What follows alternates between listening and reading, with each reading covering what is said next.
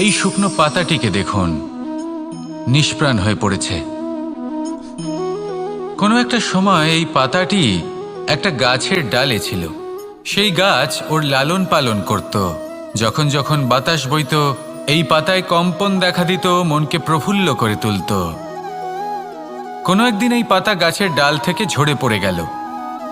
নিঃসন্দেহে ও নিজের স্বাধীনতা পেল, কিন্তু আস্তে আস্তে শুকিয়ে গেল, নিষ্প্রাণ হয়ে গেল।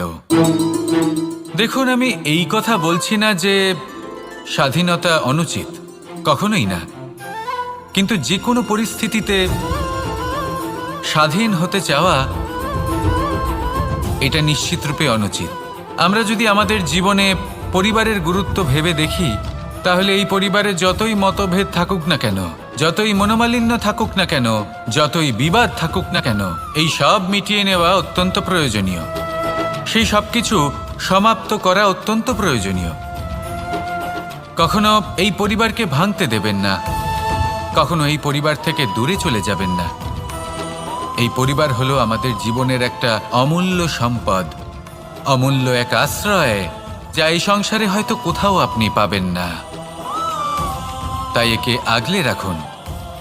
ভেবে নিন আপনি পাতা আর আপনার পরিবার সেই গাছ। আসুন আমার সাথে ভালোবেসে বলুন, রাধা রাধা। অনেক সময় আমরা জীবনে অনেক মানুষকে এমন বলতে শুনে থাকি যে আমি অসফল হয়েছি কারণ আমার সময় ভালো যাচ্ছিল না। আমি এই জিনিসটা লাভ করতে চাইছিলাম কিন্তু করতে পারলাম না কারণ আমার সময়টা ভালো যাচ্ছিল না। আমি আমার জীবনে ওই মহান কাজটা করতে চাইছিলাম কিন্তু করতে পারলাম না। কেন? কারণ আমার সময়টা ভালো যাচ্ছিল না। কিন্তু যে মুহূর্তে ভালো সময় আমার জীবনে আসবে, আমি সব কিছু প্রাপ্ত করব। এমন প্রায় প্রত্যেকেই বলেন। আসুন একটা কথা বোঝা যাক। একজন মালিকে দেখুন, সে প্রত্যেক দিন গাছের সেবা করে, তাকে জল দেয়, তার যত্ন আত্তি করে। কেন? প্রত্যেক দিন সেই গাছ ফল দেয় না। সঠিক সময় এলে তবেই সেই গাছ ফল দেয়, কিন্তু প্রত্যেক দিন মালি তার সেবা করে, তাকে যত্ন করে। শুধুমাত্র তখন করে না যখন সেই গাছ ফল দিতে সক্ষম। আর যদি মালি গাছের যত্ন প্রতিদিন না করে, তাহলে হয়তো সেই গাছ ফল দিতেই পারবে না। এটাই হলো আমাদের জন্য একটা শিক্ষা। যখন সময় আমাদের জন্য অপেক্ষা করে না, তখন আপনি সময়ের জন্য কেন অপেক্ষা করছেন? ভালো সময়ের জন্য অপেক্ষা করবেন না। ভালো এবং শুভ কর্ম দ্বারা ভালো সময়কে নিজের কাছে টেনে আনুন।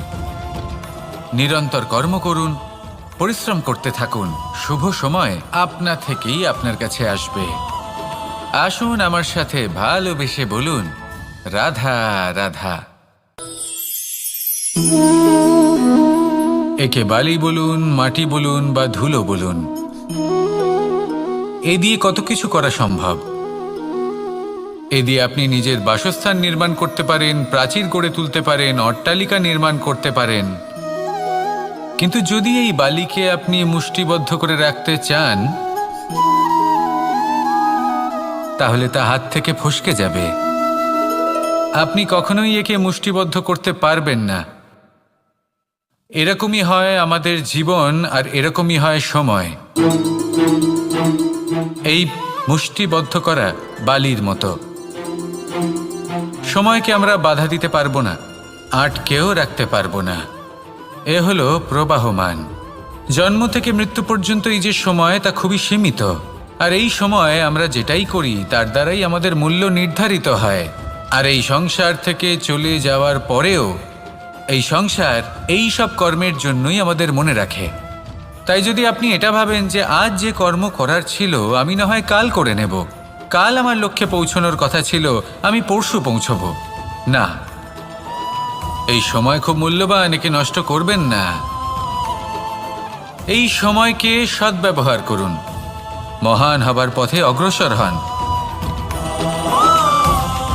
একে যদি মুষ্টিবদ্ধ করে রাখার চেষ্টা করেন, এই সময় থেমে থাকবে না। আসুন আমার সাথে ভালোবেসে বলুন, রাধা রাধা। আমাদের জীবনে অনেক ধরনের ব্যক্তি এসে থাকেন। কেউ কেউ আমাদের সাথে থেকে যান, কেউ আমাদের থেকে দূরে চলে যান। কেউ ভালো মানুষ হন, কেউ খারাপ মানুষ। কিন্তু আমরা সবসময় সেই সময়টাকে নিয়ে দুঃখ প্রকাশ করি যখন আমাদের জীবনে কোনো খারাপ ব্যক্তি প্রবেশ করেন। তারা আমাদের খারাপ অনুভূতি দেন, দুঃখ দেন, কষ্ট দেন। আমরা সবাই তাকে ভালো মন্দ কথা বলি। কিন্তু কেন? এমন বিভিন্ন ধরনের মানুষ, খারাপ মানুষ, ভালো মানুষ সবার জীবনেই আসেন এবং সকলকেই একটা অমূল্য শিক্ষা দান করে যান। এবার আপনি নিজেই ভেবে দেখুন, জীবনে যখন প্রথমবার আপনি আগুন স্পর্শ করেছিলেন তখন আপনি একটা শিক্ষা লাভ করেছিলেন যে আমাকে আগুনের থেকে একটু দূরে থাকতে হবে। তারপর আস্তে আস্তে আপনি শিখলেন যে কিভাবে এই আগুনকে নিয়ন্ত্রণে রাখতে হবে। তারপর আপনি শিখলেন যে কিভাবে নিজের জীবনে তাকে প্রয়োগ করতে হবে, তা সে অন্ধকারে প্রকাশ লাভ করার জন্য হোক বা খাবার বানানোর জন্য। সেইভাবেই কোনো খারাপ ব্যক্তি যখন আপনার জীবনে আসে কোনো শিক্ষা দিয়ে যান, তার প্রতি কৃতজ্ঞ থাকুন। তার বিষয় খারাপ ভাবার বা খারাপ অনুভূতি নিয়ে থাকার কোনো প্রয়োজন নেই। সেই শিক্ষা লাভ করুন, ইতিবাচক মনোভাব নিয়ে জীবনের সামনে এগোতে থাকুন। কেউ নেই যিনি আপনাকে বাধা দিতে পারেন। আসুন আমার সাথে ভালোবেসে বলুন, রাধা রাধা। এই সংসারে অনেক অনেক এমন জ্ঞানী আছেন যারা নিজের সমস্ত জীবন জ্ঞান অর্জন করতে অতিবাহিত করেছেন। এই সংসারে এমন কোনো বেদ নেই, কোনো পুরাণ নেই, কোনো শাস্ত্র নেই, কোনো ভাষা নেই যা ওনারা জানেন না। এমন কোনো বিষয় নেই যা নিয়ে ওনারা কোনো বক্তব্য রাখতে পারবেন না। কিন্তু আমরা এই সকল জ্ঞানীকে কি ভালোবাসতে পারি? এনাদের সকলকে সম্মান করতে পারি না। কারণটা কি? দেখুন, বেদ পড়া একটি আলাদা বিষয়, বেদনা বুঝতে পারা অন্য ব্যাপার। এবং বেদনা বোঝার জন্য, সেই জ্ঞান লাভ করার জন্য আপনাকে মন থেকে করুণা এবং প্রেমের সঠিক অর্থ বুঝতে হবে।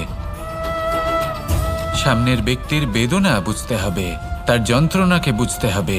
তারপর যে জ্ঞান আপনি অর্জন করেছেন বেদ থেকে, পুরাণ থেকে, শাস্ত্র থেকে, তা প্রয়োগ করে তার বেদনার নিবারণ করা, সেটা বেশি গুরুত্বপূর্ণ। সেই জন্য জীবনে শুধুমাত্র শাস্ত্র এবং বেদ পড়ে জ্ঞান অর্জন করতে সময় নষ্ট করবেন না। মন থেকে প্রেমের কি অর্থ সেই বিষয়ে জ্ঞান লাভ করার চেষ্টা করুন। করুণাও বুঝতে চেষ্টা করুন। একজন শ্রেষ্ঠ ব্যক্তি হয়ে উঠুন আর আমার সাথে ভালোবেসে বলুন, রাধা রাধা। একটি হাতির শরীরে কত বল থাকতে পারে সেটা আমরা সবাই জানি। একটা প্রহারেই বিশালাকার প্রাচীর ভেঙে পড়তে পারে। কিন্তু সেটা তখন হয় যখন সেই হাতির নিজের শক্তির বিষয়ে কোনো ধারণা থাকে। যদি সেই হাতিকেই বন্দি করে নেওয়া হয় তাহলে সেই হাতি তার পরাধীন থাকার অভ্যাস হয়ে যায়।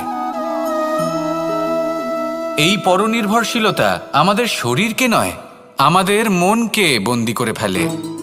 আর তার পরিণাম হলো এটাই যে আমাদের নিজেদের ওপর নিয়ন্ত্রণ থাকেই না। যদি নিজের ওপর নিয়ন্ত্রণ না থাকে তাহলে নিজেদের প্রকৃত শক্তির সাথে আমরা কিভাবে পরিচিত হব? সেই জন্য এই সংসারের সবথেকে বড় আনন্দ হলো স্বাধীনতা। এই স্বতন্ত্রতাকে আনুন নিজের বিবেচনায়, নিজের চিন্তাভাবনায়, নিজের জীবনে। কারোর কথায় প্রভাবিত হবেন না। নিজের বিবেকবোধ জাগ্রত করুন এবং এগোতে থাকুন।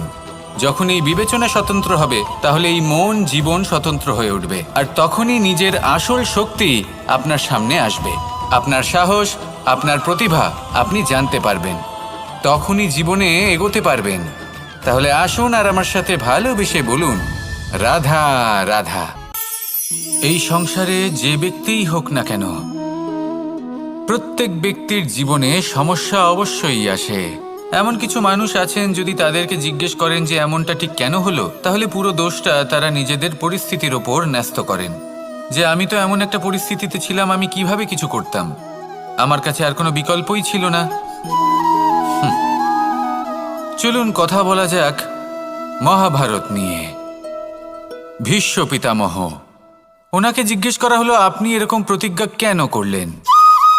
উনি বললেন যে আমি পরিস্থিতির অধীন হয়ে পড়েছিলাম, সেই জন্য। এই প্রশ্নটাই যখন অর্জুনকে করা হলো তখন অন্য একটি দিক প্রস্ফুটিত হলো।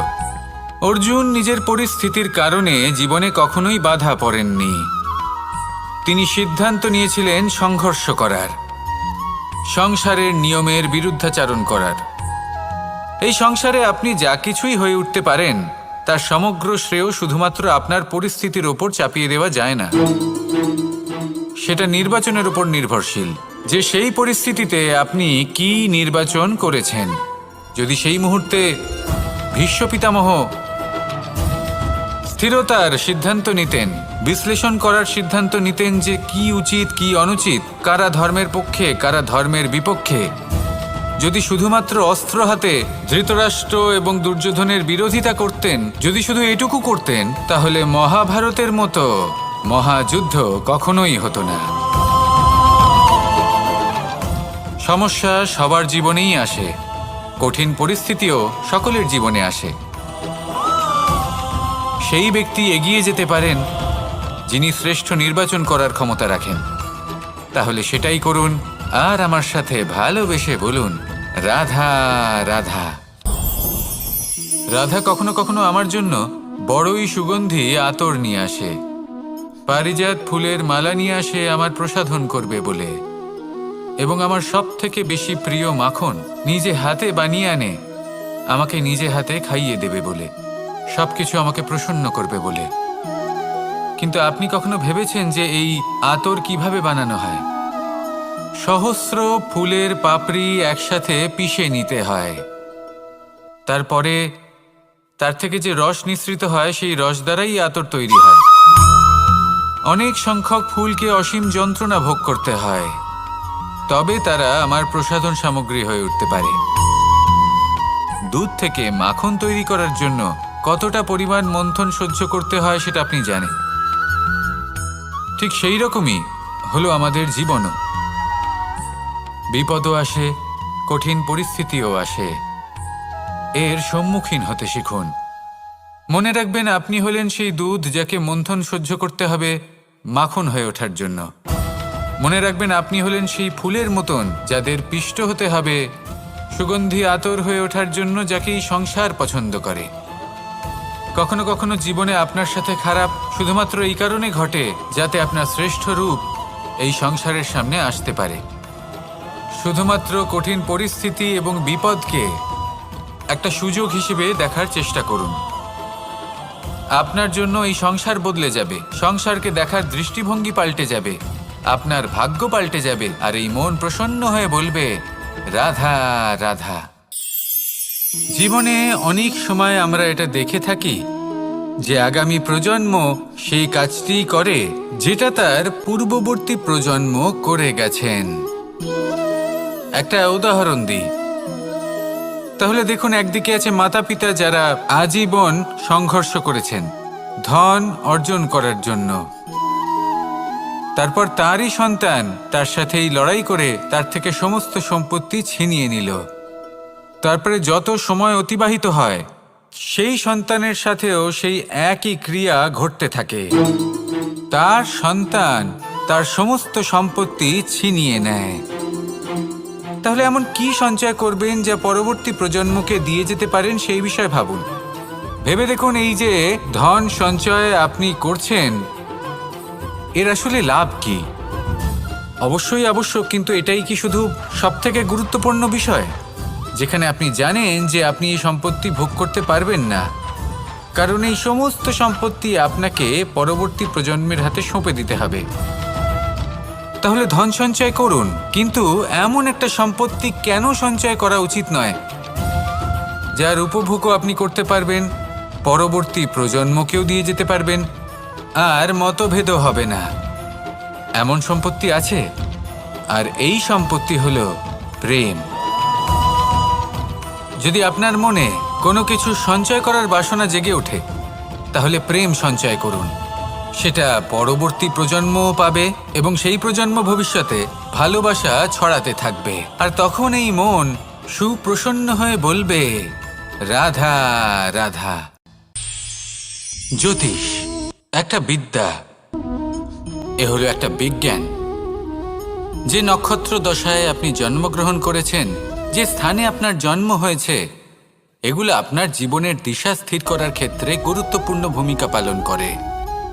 কিন্তু যে রাশিতে আপনি জন্ম নিয়েছেন আর আপনার যা নাম স্থির হয়েছে, সেটা আপনার ভবিষ্যৎ নির্ধারণ করবে তা আবশ্যক নয়।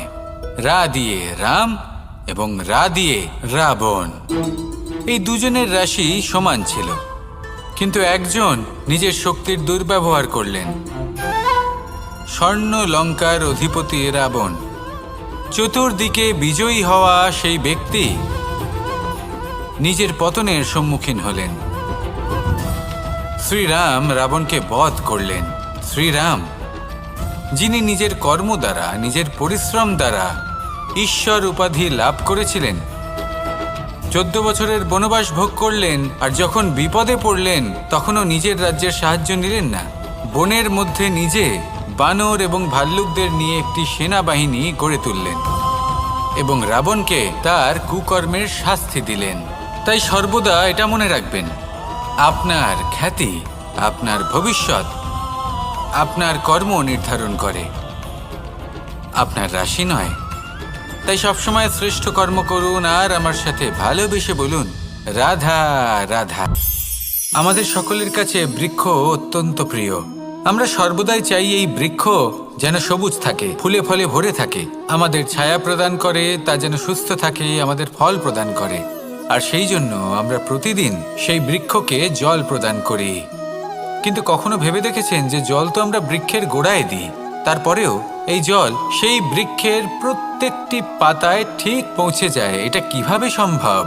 কিছুটা এরকমই হলো আমাদের কর্ম। যদি এই পৃথিবীতে থেকে শুদ্ধ মনে সৎকর্ম করেন, এই কর্ম সোজা ঈশ্বরের কাছে গিয়ে পৌঁছয়। যদি শ্রদ্ধাভাব নিয়ে সমর্পিত হয়ে শুদ্ধ চিত্তে আপনি কাউকে সেবা করেন, তা সে মাতা পিতাই হোক, পরিবার হোক, গুরু হোক, পশুপক্ষী হোক বা সমাজ হোক, তাহলে সেটা সোজা ঈশ্বরের চরণে সমর্পিত হয়। সবসময় সবসময় শুদ্ধ চিত্তে সমর্পিত হয়ে এবং মনে শ্রদ্ধা ভাব নিয়ে কর্ম করুন। ঈশ্বর নিজে থেকেই এর ফল আপনাকে প্রদান করবেন। আসুন আমার সাথে ভালোবেসে বলুন, রাধা রাধা। আশা এবং বিশ্বাস মানুষের জীবনের দুই অমূল্য স্তম্ভ। এটাই হলো ঢাল এবং এটাই হলো অস্ত্র। এটাই আমাদের রক্ষা করে এবং এটাই আমাদের জীবনের পথ প্রশস্ত করে। কিন্তু ছোট একটা সমস্যা আছে। এবার যদি আপনি বটবৃক্ষের থেকে এই আশা রাখেন যে এ আমাকে ফল দেবে, তাহলে সেই আশা ভঙ্গ হওয়াই স্বাভাবিক। আর যদি আপনি বিশ্বাস করেন যে খেজুর গাছ আপনাকে ছায়া প্রদান করবে, তাহলে সেই বিশ্বাসও অবশ্যই ভঙ্গ হবে। তাহলে কি করা উচিত?